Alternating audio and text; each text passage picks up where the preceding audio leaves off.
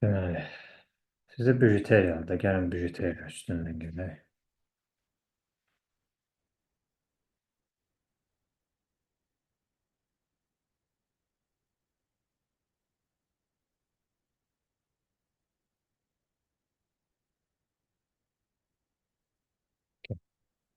Məsəl üçün, nümunə götürürsünüz, işləməmişdir.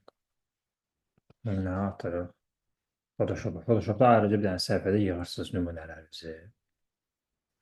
Bir neçə variantlar yığırıq. Font dizaynlarınızı ayrıca köklənin. Ha, belə bir tip fontda işlətməlisiniz siz. Belə. Əl yazmalı. Bunlardan çox istifadə eləməlisiniz.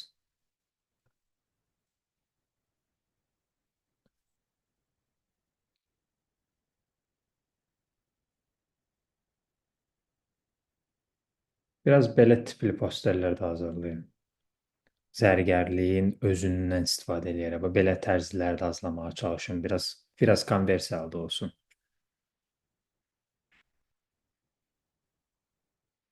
Vizuallarınızı yazının önünə çıxartmağa çalışın. Yazını vizualın arxasına atın. Məsəl üçün belə tip nümunələrdən ilhamlanın.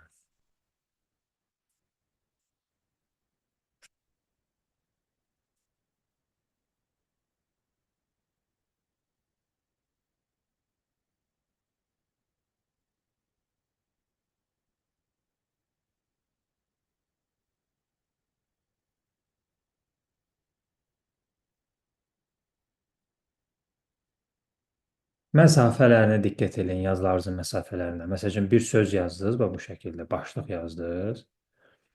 Onun altından isə kiçik bir açıqlama yazanda arasındakı məsafəyə diqqət edin. Biraz belə açıqlama yazın. Batınlardan istifadə edin. Belə batınlar, stroklu batınlar sizin zərgərlik üçün minimalist şəkildə yaxşı olacaq. Stroklanma işlədin onları.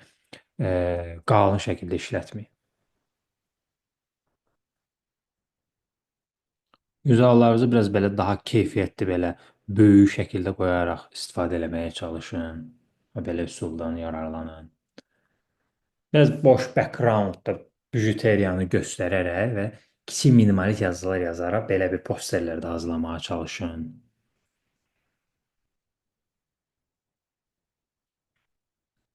Okay. Məsələn, baxın indi belə bir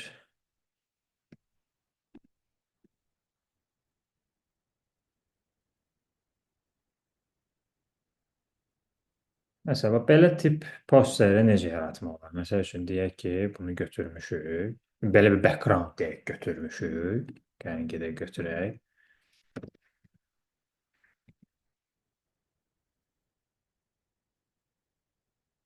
Məsəl üçün deyək ki, bundan poster çıxartmaq istəyirsiniz. Bunu atdıq bura.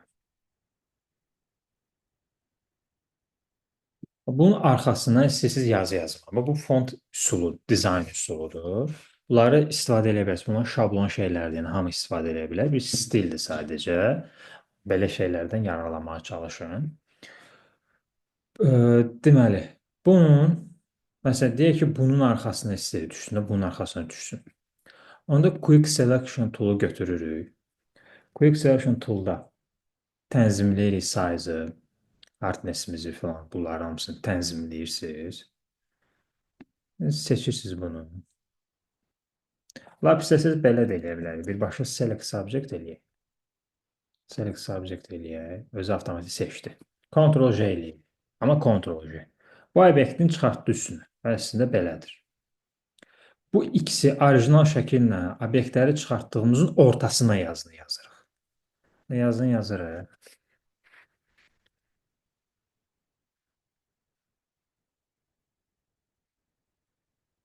Bu şəkildə. Və yazdınız. Və bunu ikisinin arasına atırsınız. Bax belə.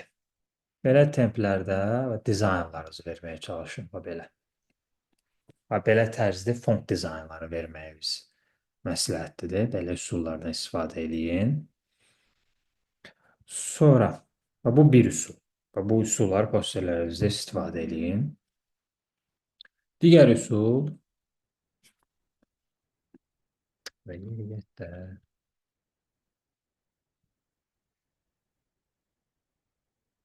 Digər üsul, qradiyent, yazıya qradiyentli detallar vermək, bulurlu şəkildə. Onu necə eləyəcəksiniz? Məsələn, deyək ki, Jeff sözünü qradiyentdə eləmək istəyirsiniz, early sözünü isə şey qala saxlamaq istəyirsiniz, sadə saxlamaq istəyirsiniz. Onu necə eləyəcəyik? Bir dənə fiqur götürürük. Yəni, fiqur çəkirik bura. Sonra gəlirik layer bölməsində. Həmin bu layer bölməsi hissəsində gəlirik buradan gradient. Gradienti seçirik. Gradient burada ümumi verir. Bunu OK eləyirik. Burada gradient seçirsiniz. Basic-dən transparent olanı seçirsiniz. Bu font dizayn üçün ayrıca bir dizayndır. Amma görürsünüz, məsələn, fontunuza ayrıca bir dizayn gücü verməyə çalışmalısınız. Yəni, effektlərdən, qradiyentlərdən, kəsim işlərindən, yazınızın hərflərinizin bir hissəsindən strok vermək, digər hissəsində nüanslar vermək, onları istifadə etməyə çalışın. Bunu OK eləyirik. Basic seçirsiniz. OK eləyirsiniz. İstəsə rəngini dəyişə bilərsiniz. İndi biz sadəcə ağ işlədirik. Burada ki, bu hissənin şeyi yoxdur, opasitesi yoxdur. Bir rəngin opasitesi olmur, transparent saxlayırsınız. Bir hissədə rəng verirsiniz. Və linerdə qalır, 90 dərəcədə qalır. Scale isə 125%-də qalır. Bunu OK eləyirik. Sonra bu qradiyenti seçib sağ düyməyə basıb Create Clip Mask edirsiniz. Yəni inteqrasiya edirsiniz fiqura.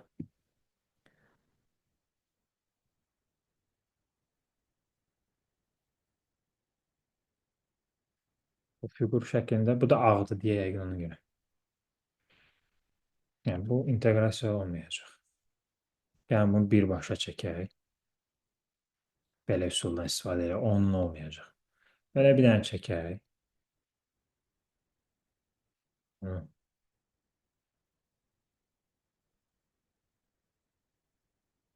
Ağ elədik. Bunu Convert to Smart Object eləyək. Şəkil halına gəlsin. Və bunu balacalaşdırın. Bax, şəkil kimi də balacalaşdırın. Həqiqətən yerləşdirin bura. Şiti bas saxlayaraq uzadın. Haracan bunu dizayn vermək istəyirsinizsə.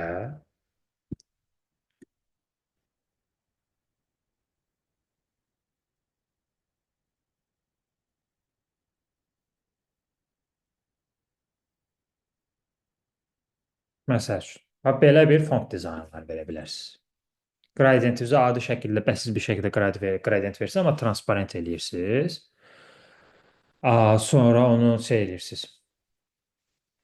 Convert to Smart Object eləyirsiniz. Yəni, gradienti şəkil halına gətirirsiniz. Görürsünüz, bir dənə font dizayn üçün nə boyda həngamələr verməyə çalışırıq da. Font dizaynlarınızda belə özən göstərməlisiniz.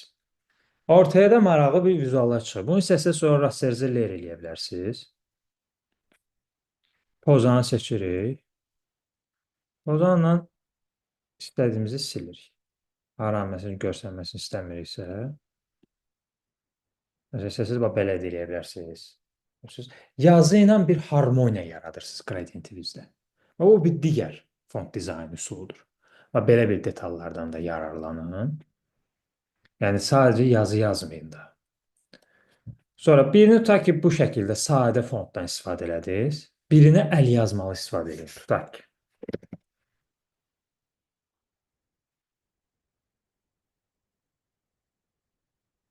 Məsəl.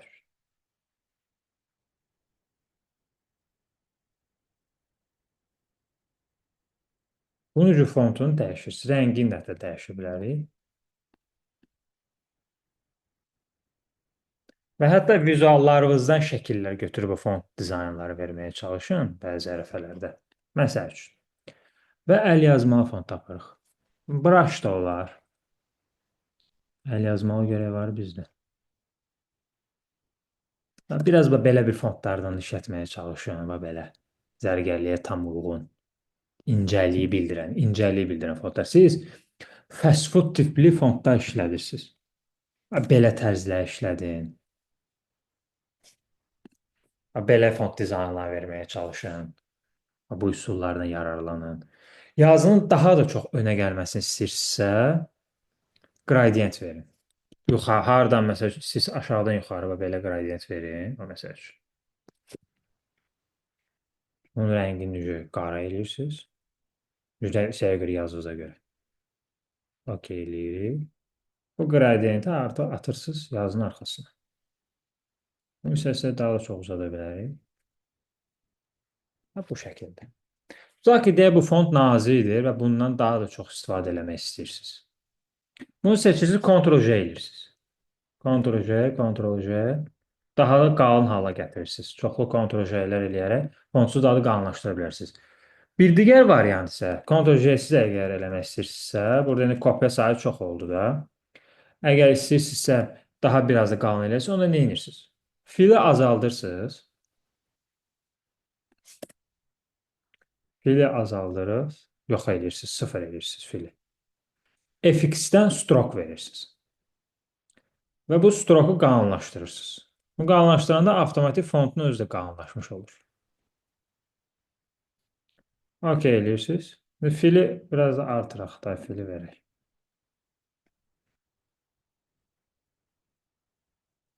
Yəni, lazım olanda fontunuzu qalınlaşdıra bilərsiniz. Bu indi çox qalın oldu. Siz xoşunuza gəlir, məsəl üçün, font amma nazikdir. Onu məsələn qalınlaşdırıb üslubunu dəyişə bilərsiniz. İç rəngini də fərqli verə bilərsiniz. Stroku fərqli verə bilərsiniz. İndi bu elə də yaxşı olmadı. Sadəcə burada məqsəd qalınlaşdırma hissəsini göstərməksə çalışıram. Siz sadəcə yazını götürürsünüz, yazırsınız. Məsələn, bayaqki işiniz vardı orada. Çöl billboardu üçün. Yəni, Word kimi yazmışsınız. Yəni, o səhvdir də, yəni zərgər üçün çox səhvdir. İnanılmaz dərəcədə səhvdir o. Xüsusi eləməyə çalışın və orada incəliyi göstərməyə çalışın. İncəlik nümunəsi verməyə çalışın. Və bu göstərdiyim üsullardan istifadə edin. Bu üsulları da xatırlamaq üçün nümunələrə çox baxmalısınız. Baxmalısınız ki, ayrıca font dizaynlarına ayrıca baxmalısınız. Məsələn, görürsünüz, burada yazının bir hissəsini önə çıxardıb, bir hissəsini arxaya atıb. Gəlin, bunu eləyək. Baxdınız buna, gedib öz hissənizdə bunu tətbiq eləməlisiniz. Bunların hamısının eynisini tətbiq eləyə bilərsiniz. Bunlar sadəcə şablonlardır. Amma öz fontlarınızla tətbiq edirsiniz də. Məsələn, Jewelry sözüdür. İstəyirəm tutaq ki, E hərfi qabağa gəlsin. İstəyirəm məsələn, E hərfi qabağa gəlsin. Nə edirəm? İki üsul var. Biri Ctrl-J eləyirəm. Kopyasını çıxartdım da, bundan 2 dənədir. Üst-üstədir. Və birini atıram qabağa. Bunun üstünə atdım. Düzdür. Və istəmirəm ki, məsəl üçün, E hərfi görsəniz, amma bu birlər görsənməsin də qabaqda. Pozanı götürürsünüz. Bunu rəstərizə eləyirsiniz. Pozanla başlayırsınız bunu silməyə. Böyük silir. Məsələn, istəmirsiniz R hərfi düşsün oraya. R hərfini və sildim, gördünüz. Arxada qalan yazı arxada qaldı. Öndəki isə silmişəm. Belə bir maraqlı bir detal çıxdı ortalığa. L hərfi, məsələn, Y hərfi istəməm buradan düşsün. Y hərfi belə düşsün, silirəm. Görürsünüz, Y hərfi keçdi arxaya. Gördünüz. Bu rahat bir üsuldur. OBS-ilə kəsib doğrama, poliqon azad hərfləri çıxardıb birləşdirmək lazımdır. O uzun dərə üsuldur ki, ona ehtiyac yoxdur. Burada 2 dənə yazını üst-üstə qoyub, birini başlayırsınız hansının ki, öndə olması istəmirsə, o önünü silirsiniz, vizual önə çıxmış olur. Başa düşdünüz bunu? Bəli, bəli. Bax, font dizaynı. Bir dənə sözə, yəni bir dənə sözü sadəcə götürüb bir dənə söz kimi yazmamalısınız da. Ona əməlli başlı bir dizayn verməyə çalışmalısınız. Bu bir üsul. Üsullar, bir neçə üsullar sizə göstərirəm. Qalan üsullar siz özünüz düşünməlisiniz. İndi fasilədən sonra oturub işləyəcəksiniz. Oturub işləyib mənə göndərəcəksiniz font dizaynlarınızı. Burada indi, məsəl üçün, bura boşluqdur. Bəzən boşluqları dəyərləndirməyə çalışın. Bura məsəl üçün loqonu qoya bilərsiniz. Buraya isə maraqlı bir açıqlama yaza bilərsiniz. Amma orada açıqlama yazanda hərflər arasındakı məsafəni oynatmalısınız. Burada açıqlamada sadə fontdan istifadə edirsiniz. Məsəl üçün. Və hərflər arasındakı məsafəni oynadırsınız. Həmişə hərflər arasındakı məsafəni eyni standart saxlamağa çalışmayın. Onları oynadın. Karakter bölməsində, yazı hissəsində. Bəlkə 500. Və belə tiplərdə yazılar, bir də tutaq ki, bir iki dənə söz nəsə yazmısınız.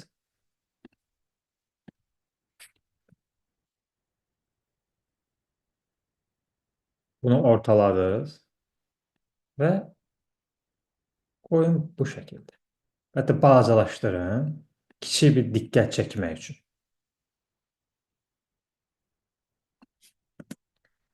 O neqativ boşluğun içində belə maraqlı bir stil verin.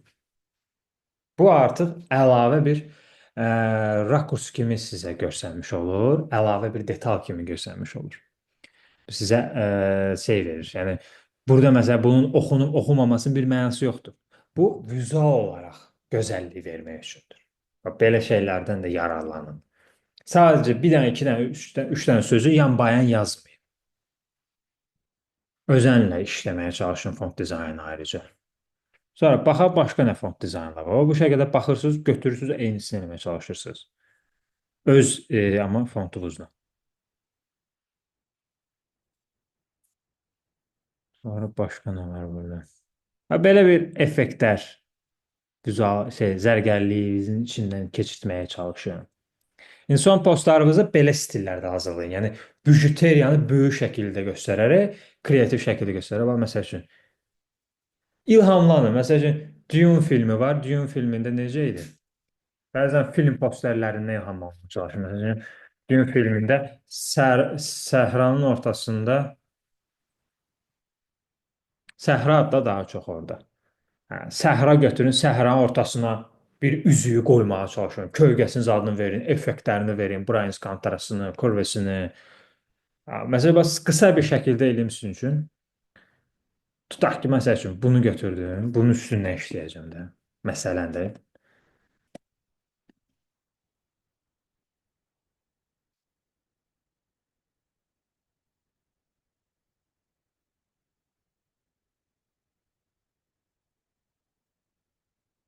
Məsəl üçün. Bax, bura bir dənə üzüyü qoymaq istəyirəm. Gedirəm bir üzük tapıram. Üzüyə başqa hansısa bir şey. Məsəl üçün.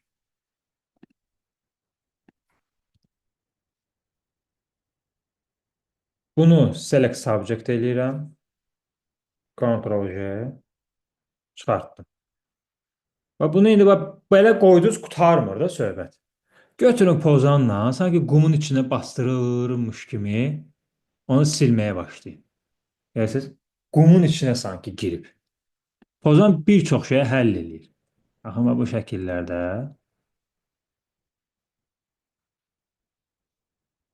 Və belə bastırın.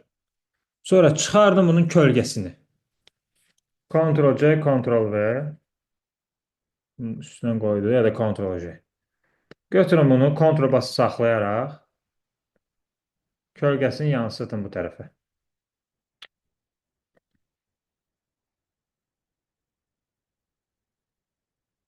Bunu tərsinə çevirin. Ctrl-T eləyək. Sağ düymə, flip horizontal. Tərsini çevirdi. Lap buradan belə yansıdın kölgəsini. Bunu opacitysini azaldırsınız. Gəlirsiniz FX-dən color overlay verirsiniz. Bunu qara eləyirik. OK elədik. Opacitysini azaltdı. Filter, bulur, Gaussian bulur. Və bu şəkildə kölgəni belə yansıdır. Yəni stiker kimi qoymayın. Pozanla işləyin. Sonra brightness kontrastlar. Və brightness kontrastı verəndə tamamilə dəyişəcək. Curves verin. Hər dəfə curves işlədin. İnteqrasiya eləyirik. Bunlar daha bilirsiniz də xırdalığına getmirəm. Curves sözü verirsiniz. Brightness kontrastınızı verirsiniz. Bu düyməyə basırsınız ki, inteqrasiya eləsin ancaq üzüyə. Brightness kontrastınızı verirsiniz. Hə, gördünüz? Və oldu poster. Yəni bax, film posterlərinə baxın, bir çox film posterləri var və onu öz zərgərliyinizlə əlaqələndirin. Hətta o film posterində font dizaynı necə işləyib, siz də zərgərliyə uyğun öz sözlərinizlə poster işləməyə çalışın, öz sloqanınızla poster işləyin. Bundan yararlanın. Yəni sadəcə bijuteriyanı götürürsünüz, qoydunuz, o tipdə bitirməyə çalışmayın. Font dizaynınızı götürürsünüz, qoydunuz, o tipdə bitirməyə çalışmayın. Özən göstərin ona. Ben nə qədər üsul göstərdim sizə. Bu üsullardan istifadə edin. Başqa alternativ üsulları tapın. Sonra baxırıq başqa detallara.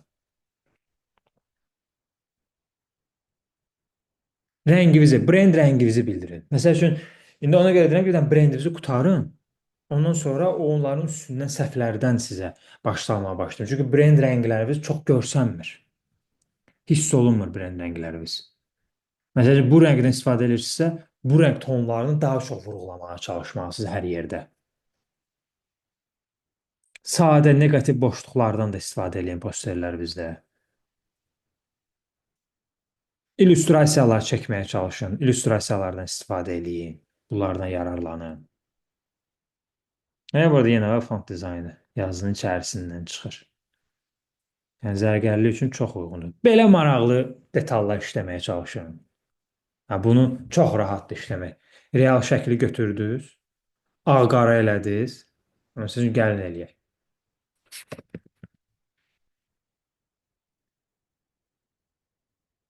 Biraz quruluq var brendinizdə. Sadəcə belə şey kimi işləmisiniz. Görsənsin deyə işləmisiniz. Amma ona biraz ruh üfləməyə çalışın. Məsələn, bu qızdır. İstəyirəm bu hər şey ağ-qara olsun, amma bir dənə bu boyunbağı rəngli görsənsin. Və bu da vizuallarınız üçün fərqli, maraqlı bir ideyadır. Və getdim, gördüm, öz dizaynımda tətbiq eləməyə başlayıram. Bunlar hamısı sadəcə şablon şeylərdir. Bunları görüb, xatırlayıb işləməyə çalışmalısınız.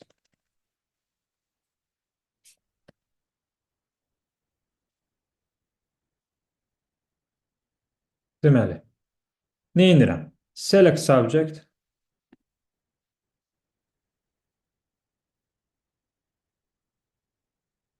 Qızı çıxartdım.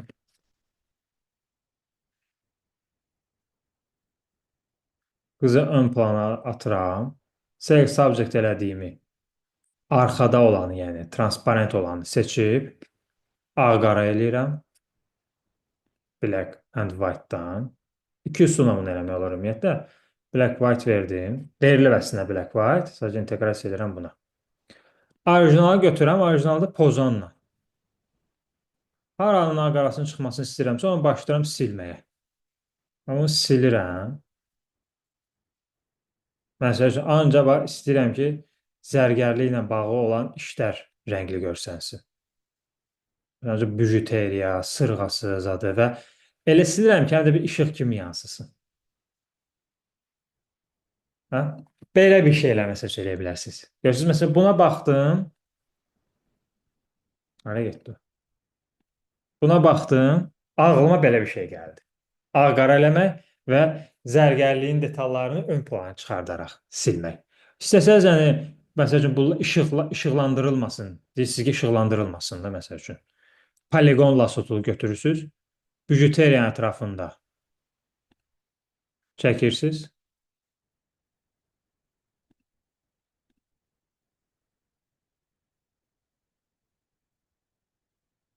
Seçirsiniz. Delete. Ctrl D. Bu şəkildə düzəldirsiniz. Başqa qıraq şeyləri silirsiniz. Belə bu şəkillərdə düzəldirsiniz. Sadəcə çox axtarışda olmalısınız. Çox axtarışda olub detallar tapmağa çalışmalısınız. Bu da bir ideya. Başa düşdünüz bunları? Necə işləməlisiniz əslində? Bu nələrdə səhv eləyirsiniz? Və bu səhvlərinizi sizə üsullarını, problem həllini göstərərək deməyə çalışdım. Var suallarınız? Yox. Okay. İndi bu videonu göndərirəm sizə. Bu videoya baxa-baxa indi posterlərinizin, axırıncı posterlərinizin səhvlərini düzəldin. Yeni bir poster hazırlayın. Ondan sonra baxaq bu brandingimizə. Oturun düzəldin. Görürsünüz, qısa şəkildə hamısı düzəldi. Yəni çox da baş yormağa ehtiyac yoxdur situasiyalarda. Bu ümumi posterlərinizə harda məsəl üçün varsa səhvləriniz, sizə dediklərim. Onların hamısını font dizaynlarınızı düzəldin. Vizuallarınızı biraz daha rəngləməyə çalışın. Sonra bir dənə də poster hazırlayın. Minimalist şəkildə bijuteriyanı ön planı göstərərək. Bunlar bir dənə indi oturun, işləyin saat 5-ə qədər. 5'ə qədər onlarla məşğul olun, göndərin mənə, onun üstünə səhvlədiyim sizə. Tamam. Sonra bu həftənin bazar gününə qədər brendingi tamamlaya bilərsiniz. Evet. Yok Barış. Ha, o tamamlaya bilərsiniz. Yok diyebilmem çünkü praktikaya gitmeye için bütün imtihanları verirəm. Hə. Ona görə bilmirəm nəyə necə çatdıracağım. Gəlin həftə heç olmasa. Tamam. Ben indi məsələn şərait yaradıramsa, məsəl üçün ikinci dərsin əvəzinə oturub işləyib mənə göndərsə səhvlə oradan deyim də. Çünki Hı məsələn mən bunları göstərimsə sizin bunları düzəltməlisiniz də ki, sonra davamlı gedə bilər. Yəni hı. üst-üstə keçməyə mənası yoxdur da nəyəsə. Sonra brendinizi Hı tamamlamalısınız. Brendinizi tamamlayandan sonra digər hissəni başa salın. hı. Ona görə indi oturun bunları işləyin, mənə göndərin zəhmət olmasa. Tamam. Tamamdır. Sualınız olsa yazın. Oldu. Çok sağ ol. Buyurun.